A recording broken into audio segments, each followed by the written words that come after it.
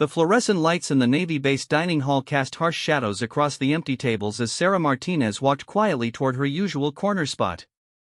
At 28, she had learned to appreciate solitude, especially after the kind of day that left her muscles aching and her mind racing with classified memories she could never share. The evening meal service had ended hours ago, but Sarah had special permission to use the facility for late meals due to her irregular schedule. What the base personnel didn't know was that her schedule wasn't irregular because of standard Navy duties. Sarah moved with the fluid grace of someone who had spent years learning to control every muscle, every breath, every heartbeat. Her dark hair was pulled back in a simple ponytail, and she wore standard Navy fatigues that gave no hint of her true role.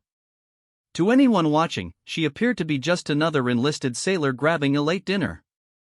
The dining hall was supposed to be empty at this hour, which was exactly why she preferred it this way. She had just settled at a table near the back wall when she heard the heavy footsteps and loud voices approaching from the main entrance. Sarah didn't look up from her meal tray immediately, but every sense went on alert. Years of training had taught her to assess threats without appearing to do so, and something about the energy of the approaching group set off warning bells in her mind. 5 men entered the dining hall, their voices echoing off the empty walls.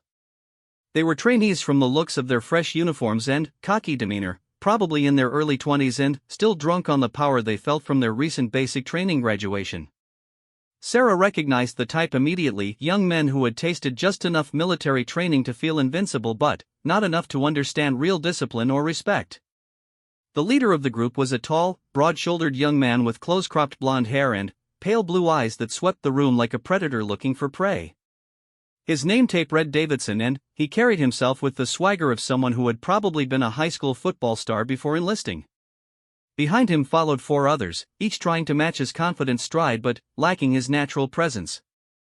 There was Martinez, no relation to Sarah despite the shared surname, a stocky young man with dark hair and nervous energy that made him fidget constantly. Thompson followed close behind, thin and wiry with darting eyes that never seemed to focus on one thing for long.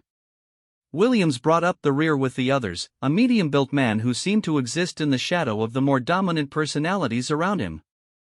And, finally, there was Rodriguez, who had the lean build of a runner and a cruel smile that never quite reached his eyes. Well, what do we have here?" Davidson's voice carried clearly across the empty dining hall as his eyes fixed on Sarah. "Looks like someone didn't get the memo about dining hours being over." Sarah continued eating, not acknowledging the comment. She had learned long ago that engaging with this type of behavior often escalated situations unnecessarily. Her training had taught her de-escalation techniques, but, more importantly, it had taught her when those techniques were likely to fail. The group approached her table with the kind of coordinated movement that suggested this wasn't their first time cornering someone they perceived as vulnerable. They spread out slightly, not quite surrounding her but positioning themselves to control her potential escape routes. It was amateur hour compared to the tactics Sarah had both learned and countered in her specialized training, but it was clear they had some understanding of basic intimidation techniques. "I don't think you heard my friend," Martinez said, his voice trying to match Davidson's authoritative tone but coming out slightly higher and more nervous. Dining halls closed. "Time to move along, sweetheart." The condescending endearment hung in the air like a challenge. Sarah slowly raised her eyes from her meal tray and looked at each of them in turn.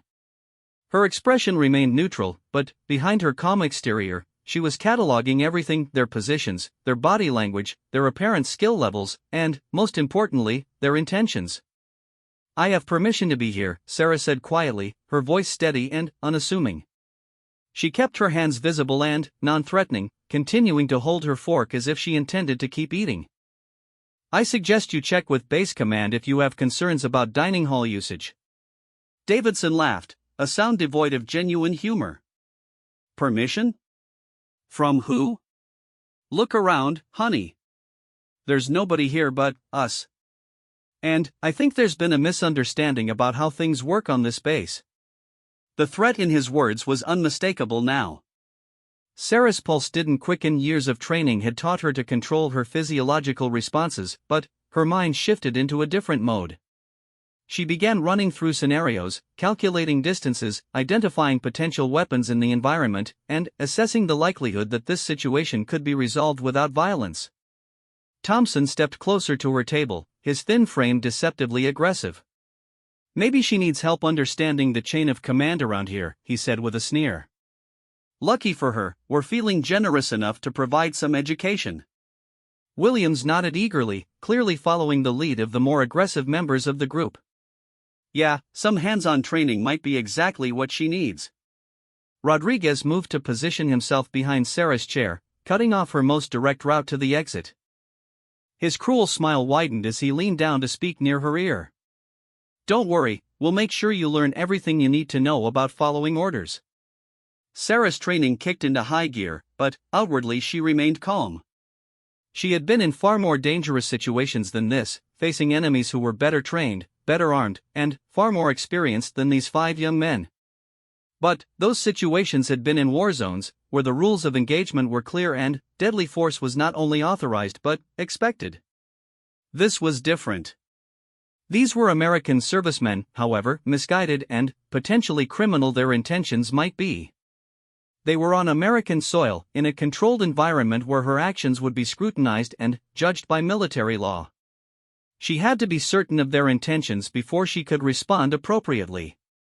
"Gentlemen," Sarah said, setting down her fork with deliberate care, "I think there's been a misunderstanding. I'm simply trying to eat my dinner in peace. I'm sure you can appreciate that after a long day of service." Davidson's expression hardened. "Service? What kind of service could someone like you possibly provide? Typing reports? Answering phones?" He moved closer, invading her personal space in a way that was clearly intended to intimidate.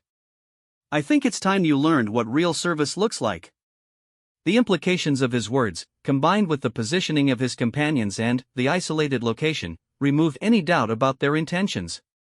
Sarah felt a familiar calm settle over her, the same feeling she had experienced countless times in hostile territory when the mission parameters suddenly became crystal clear. Martinez stepped forward, emboldened by his leader's aggression. "We're going to teach you some respect," he said, reaching out as if to grab her arm. "And you're going to thank us for the lesson." It was Thompson who made the first actual move toward physical contact, reaching across the table as if to grab her dinner tray and pull it away. "Maybe if you ask nicely, we'll let you finish your meal afterward," he said with a laugh. Sarah watched his hand approach with the detached interest of a professional studying an opponent's technique. She noted the telegraphed movement, the poor balance, the complete lack of awareness of her potential response capabilities. These men had no idea who they were dealing with, and she found herself almost feeling sorry for them. Williams had moved to block the kitchen exit while Rodriguez positioned himself to cut off the main entrance. Davidson stood directly in front of her, his imposing frame clearly intended to intimidate through sheer physical presence. They thought they had her trapped, 5 against 1 in an isolated location with no witnesses. "Last chance to be reasonable," Davidson said, his voice dropping to a more menacing tone. "We can do this the easy way or the hard way. Your choice." Sarah looked around the dining hall one more time, noting the security cameras that she knew were recording everything, the heavy tables that could serve as barriers or weapons, the distance to each exit, and the relative positions of her would-be attackers. She calculated angles of attack, potential collateral damage, and the minimum force necessary to neutralize the threat they represented. Then, she smiled. It wasn't a warm or friendly smile. It was the kind of smile that would have sent chills down the spine of anyone who had seen it on the faces of elite operators in the world's most dangerous places. It was a smile that said she had just finished analyzing a tactical situation and found it completely manageable. "You know what?" Sarah said, slowly standing up from her chair. "I think you're right. There has been a misunderstanding here." The 5 men exchanged glances, perhaps sensing that something had changed in the dynamic but not understanding what. Davidson stepped back slightly, his bravado faltering just a fraction as something in Sarah's demeanor triggered a primitive survival instinct. "That's more like it," he said, though his voice lacked its earlier conviction. "Now we're getting somewhere." Sarah nodded thoughtfully. "Yes, I think we are. You see, the misunderstanding isn't about dining hall hours or chains of command or who belongs where. She took a step toward Davidson, her movement so fluid and controlled that it seemed almost casual. The misunderstanding is about who I am and what I'm capable of. Thompson laughed nervously. What, you think you're some kind of tough guy now? Lady, there are 5 of us and 1 of you. The math is pretty simple. You're absolutely right about the math, Sarah agreed. 5 untrained, overconfident trainees against 1 person. The math is very simple indeed. Martinez frowned, finally, picking up on the subtle change in Sarah's tone and posture. What are you talking about? Untrained? We just graduated basic training with honors. Basic training, Sarah repeated, as if considering the words carefully. Yes, that's impressive. 8 weeks of learning how to march in formation, make beds, and follow basic orders. Very intimidating. Rodriguez's cruel smile faltered. You're trying to psych us out. It's not going to work. Sarah shook her head gently. No psychological warfare necessary. Just facts. She gestured around the dining hall. You chose this location because you thought it was isolated and secure. You positioned yourselves to control the exits because you learned basic tactical positioning in your training. You're using verbal intimidation followed by threats of physical violence because that combination has probably worked for you in civilian situations. Williams shifted uncomfortably. So what? You think you know our playbook? Your playbook is written in crayon compared to what I deal with on a daily basis, Sarah replied. But, here's the thing, I was hoping I wouldn't have to explain who I am. I was hoping you'd just walk away and we could all pretend this never happened. Davidson's jaw tightened. Enough games.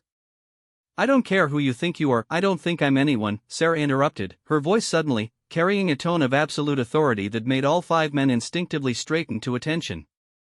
I know exactly who I am. The question is whether you're smart enough to figure it out before you make a mistake you'll regret for the rest of your considerably shortened careers.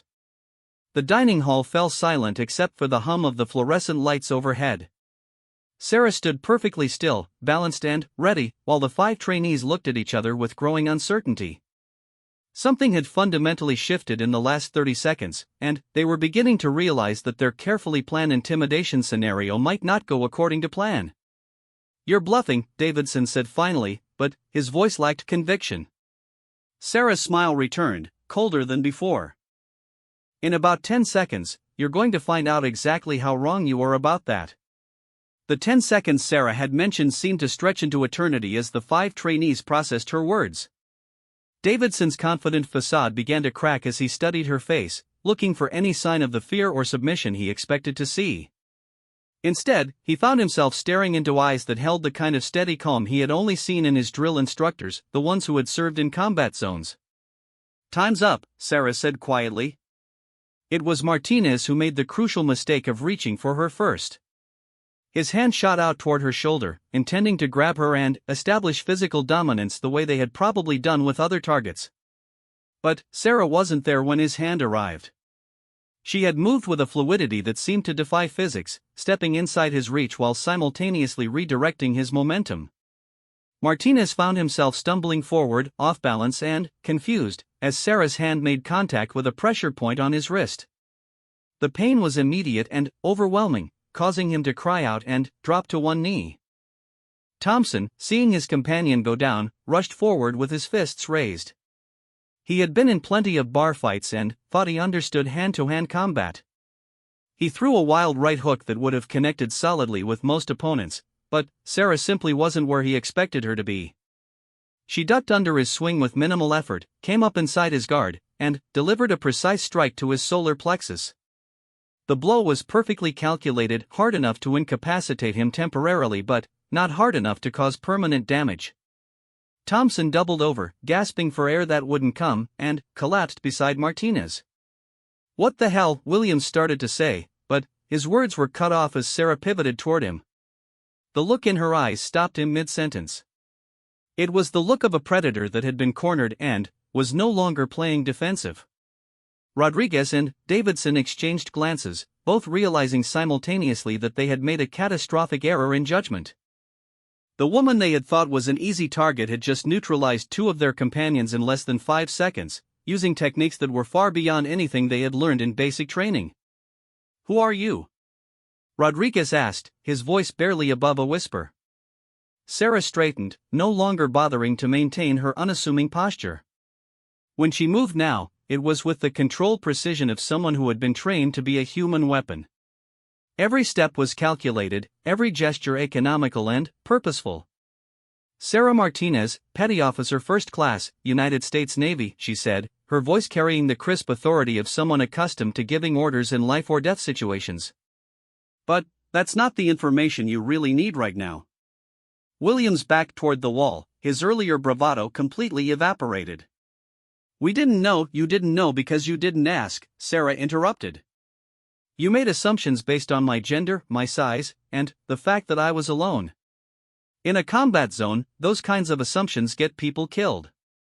Davidson, despite his growing fear, still had enough pride left to try to salvage the situation. "You're still outnumbered 3-1, he said, though his voice shook slightly. 3-1, Sarah repeated thoughtfully.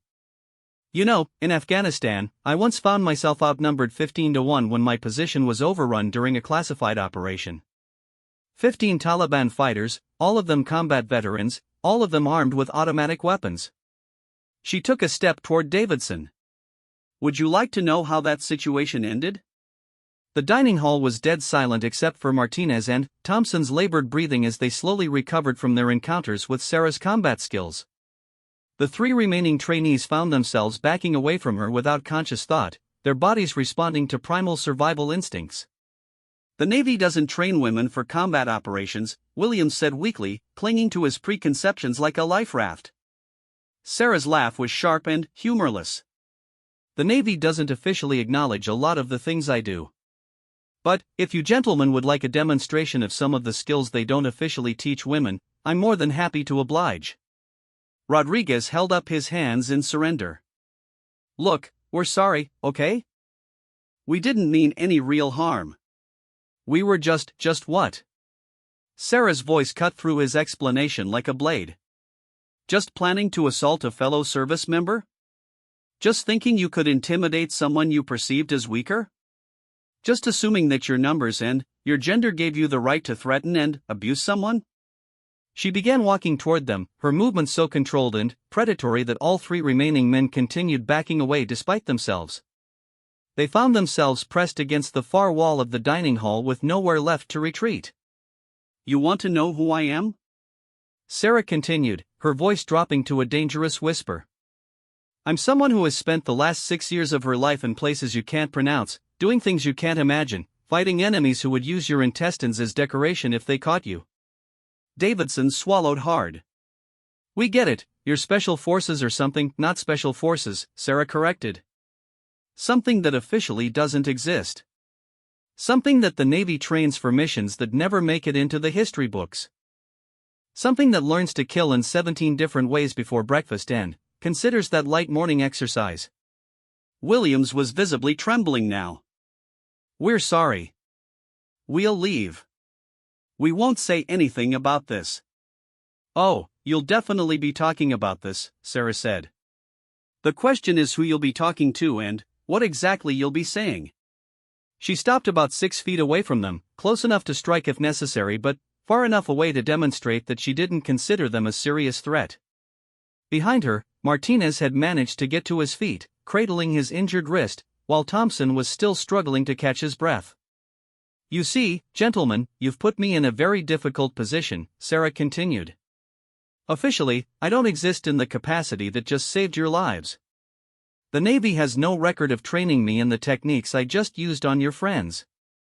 As far as any paperwork is concerned, I'm just another sailor with a desk job." Rodriguez's eyes widened as the implications of her words sank in. "You're saying this is classified?" "I'm saying that there are aspects of my service record that carry security classifications you don't have clearance to know about," Sarah replied. "Which means that what just happened here presents some interesting challenges." Davidson found his voice again, though it came out as a croak. What kind of challenges?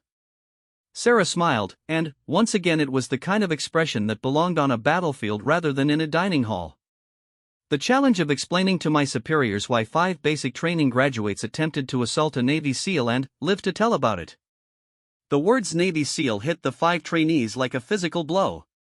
Martinez actually stumbled backward, his face going pale as the full magnitude of their mistake became clear.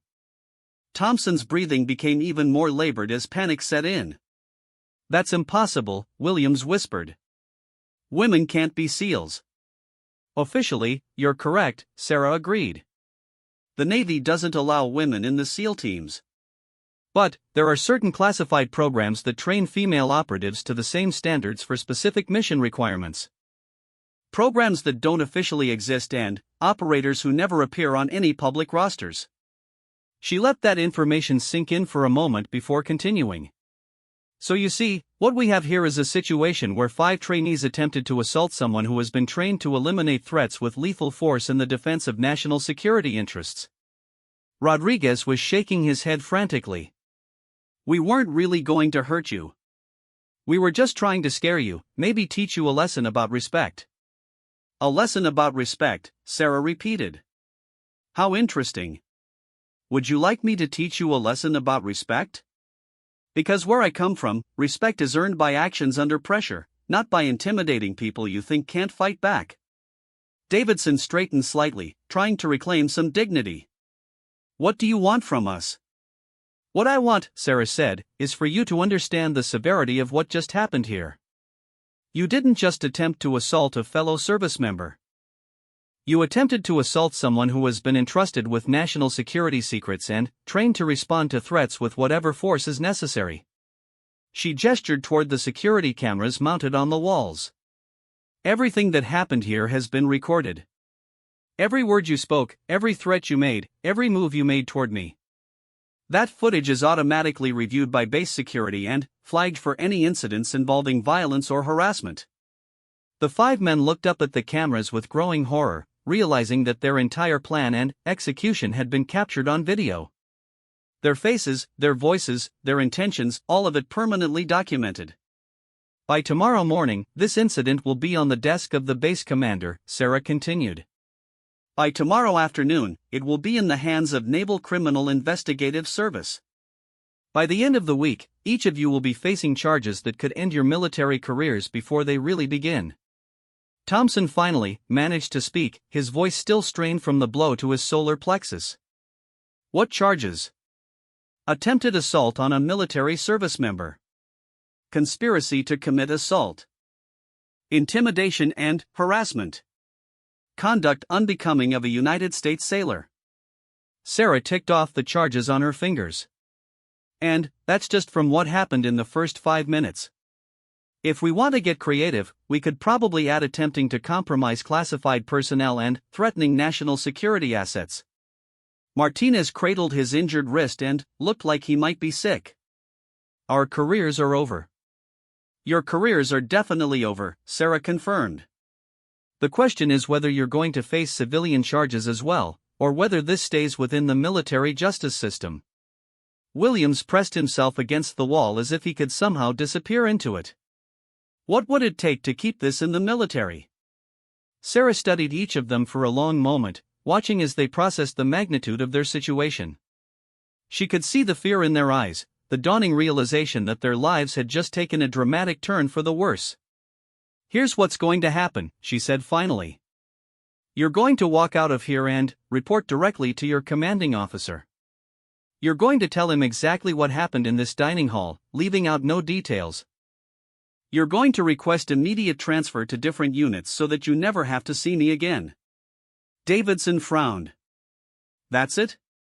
We just confess and transfer?" "Oh, that's just the beginning," Sarah replied with a cold smile. "You're also going to spend the next 6 months volunteering for every unpleasant duty assignment available.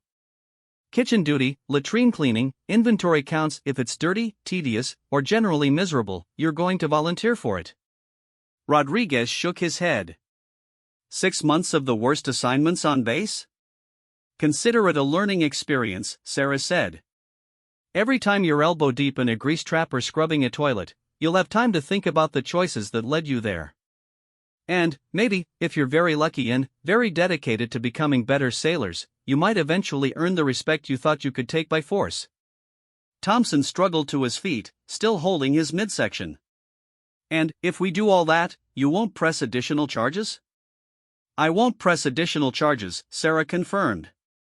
"But, I want to be very clear about something, this is your one and only chance. If I ever hear of any of you engaging in this kind of behavior again, if any of you so much as look at another service member the wrong way, I will personally ensure that your remaining time in the Navy becomes a living nightmare." The threat in her voice was unmistakable, and all 5 men nodded frantically, desperate to escape the situation they had created. "Good," Sarah said. "Now get out of my sight before I change my mind about showing mercy." The 5 trainees didn't need to be told twice. They helped each other toward the exit, Martinez still nursing his wrist and Thompson still struggling with his breathing. As they reached the door, Davidson turned back for one last look. "How were we supposed to know?" he asked plaintively. Sarah's expression didn't soften. "You weren't supposed to know. You were supposed to treat every person with the respect and dignity befitting a member of the United States military. You were supposed to understand that service means protecting others, not preying on them." As the door closed behind them, Sarah stood alone in the dining hall, surrounded by the evidence of what had just transpired. She looked up at the security cameras and gave a small nod, knowing that the footage would indeed be reviewed and that consequences would follow. But, for now, she simply walked back to her table, sat down, and resumed eating her dinner. After all, it had been a long day, and tomorrow would bring new challenges that would require her full strength and attention. The next morning arrived with the mechanical precision that defined military life. Sarah had slept poorly, not because of the previous evening's confrontation, but because her mind kept turning over the implications of what had happened. She had revealed more about her true identity than she had intended, and that concerned her more than the actual physical altercation. At 0530 hours, she was already in the base gym, working through her morning routine. The familiar rhythm of her workout helped center her thoughts, each movement flowing into the next with the kind of unconscious competence that came from years of disciplined training. She was halfway through her second set of pull-ups when she became aware that she was being watched.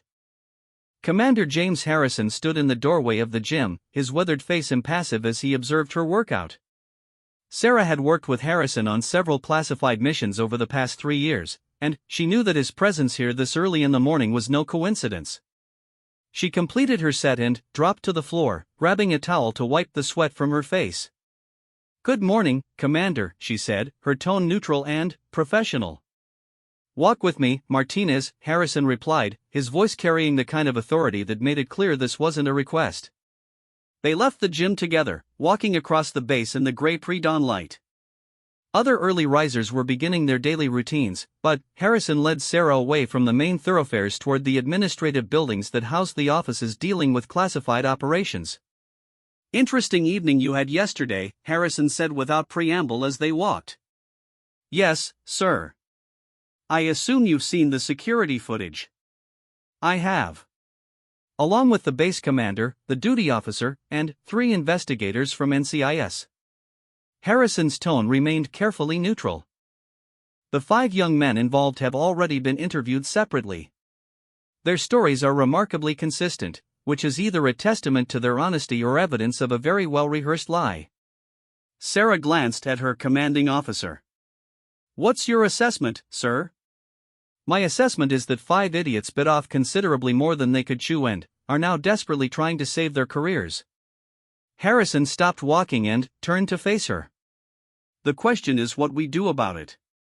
They had reached a small courtyard between 2 administrative buildings, empty except for a few wooden benches and a flagpole where the American flag hung limp in the still morning air. Harrison gestured for Sarah to sit on one of the benches, then took a seat beside her. "Tell me exactly what happened," he said. "Every detail." Sarah recounted the events of the previous evening, providing a clear and factual account of everything from the moment the 5 trainees entered the dining hall to their eventual departure. Harrison listened without interruption, his experienced ears picking up nuances and implications that might escape a less experienced officer. You identified yourself as a Navy SEAL, he said when she finished. Not exactly, sir. I told them I was someone who had been trained to the same standards for specific mission requirements. I was careful to maintain the fiction that such programs don't officially exist. Harrison nodded approvingly. Good. That gives us some operational security, though not as much as I'd like. He was quiet for a moment, considering his options. The problem is that those 5 men now know more about your capabilities than anyone outside of our immediate operational circle. Yes, sir. I'm aware of the security implications. Are you? Because I'm not sure you fully understand the magnitude of the problem we're facing. Harrison's voice took on a harder edge. You are one of 12 female operators trained under a program that officially doesn't exist. Your identity and capabilities are classified at levels that most people in this military will never achieve clearance to know about. Sarah felt a chill that had nothing to do with the morning air. Sir, are you suggesting? I'm not suggesting anything yet, Harrison interrupted. But, there are people in Washington who would view this security breach as grounds for immediate termination of your operational status. Permanent termination. The implications of his words hung heavy between them. In the world of classified operations, permanent termination could mean many things, not all of them involving continued breathing. What are our options? Sarah asked quietly. Limited, Harrison admitted. We could recommend that all 5 trainees be transferred to remote postings where their knowledge would be less likely to spread. We could arrange for them to have unfortunate accidents during training exercises. Or we could trust that their fear of you and their desire to save their careers will keep them quiet. Sarah studied her commanding officer's face, looking for clues about which option he favored. Harrison was a good man, but he was also a practical one who understood that sometimes difficult decisions had to be made for the greater good. There's another option, Sarah said slowly. We could use this situation to our advantage. Harrison raised an eyebrow. How so? Those 5 men are now believers, Sarah explained. They've seen firsthand what kind of capabilities exist within the military that they never knew about. They're scared, they're respectful, and they're motivated to keep their mouths shut. But, more than that, they could become valuable assets. Assets? Their basic training graduates with the collective intelligence of a box of rocks. But, they're also true believers now, Sarah countered. They've seen something they can't explain or understand, and that makes them curious. Curiosity can be channeled into useful directions. Harrison leaned back against the bench, considering her words. What are you proposing? We keep them under observation, see how they develop. If they show potential and can maintain operational security, they could eventually be recruited for support roles in classified programs. If they prove untrustworthy or incompetent, we have plenty of leverage to ensure their silence. You want to recruit the men who tried to assault you? I want to turn a security liability into a potential asset, Sarah clarified. It's not about forgiveness or redemption. It's about practical resource management.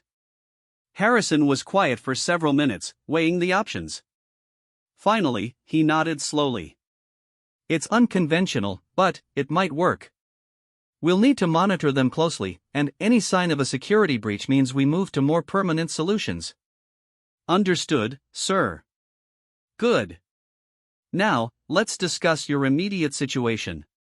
Word is going to spread about what happened, regardless of how well those 5 keep their mouths shut. Other personnel are going to start asking questions about why a desk jockey was able to handle 5 combat-trained men. Sarah nodded. I've been thinking about that. We need a cover story that explains my capabilities without revealing their true source. What do you suggest? Mixed martial arts training. Off-duty hobby that I've been pursuing for several years.